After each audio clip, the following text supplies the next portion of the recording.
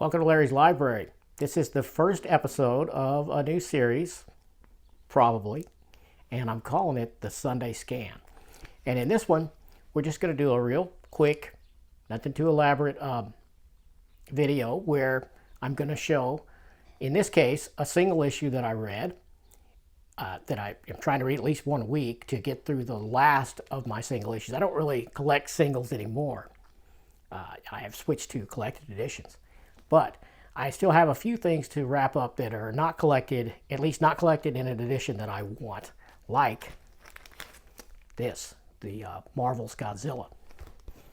So issue 12 of Godzilla, this was a 35-cent cover comic, and it came out in 1978.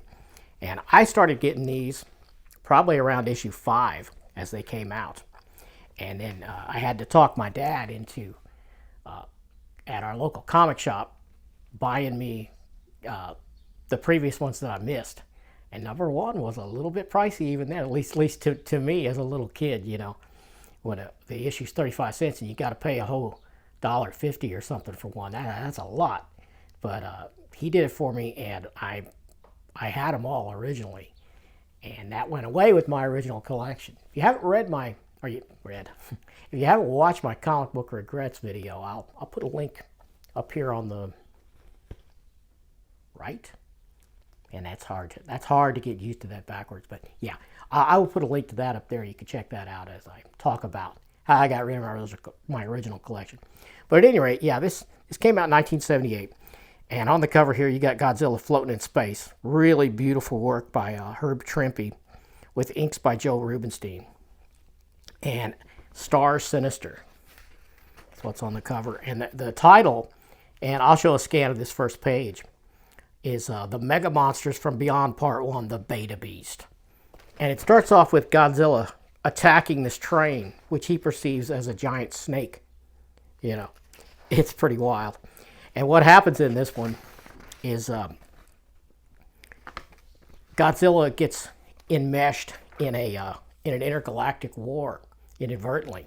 These aliens on the moon zap him with this thing. It sends him through this portal, and he floats through space, and they land him on the moon to sort of audition him in this war they're having with this other race. And so they audition him by having him fight this creature that's kind of like a space porcupine. It fires these spores at him. It's pretty wild. So he is on the moon fighting this alien monster, and they've put this oxygen bubble around him. Yeah, so he can breathe. It's pretty wild, and it's just silly, crazy, late 70s Marvel goodness. And yeah, I loved it. So for me, this is probably going to be a 8 out of 10. I put a review on everything I've read as I entered into my database, and I use a 10-point scale for everything, even single-issue comics like this. And yeah, it's probably an 8 out of 10 for me.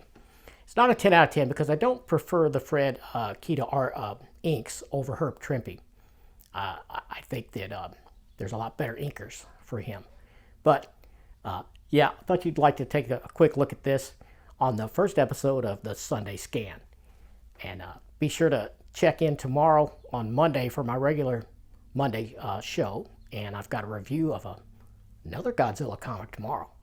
This one's the hardcover of Half Century War. But anyway, I'll let you go. This is supposed to be a quick video, so I'll see you.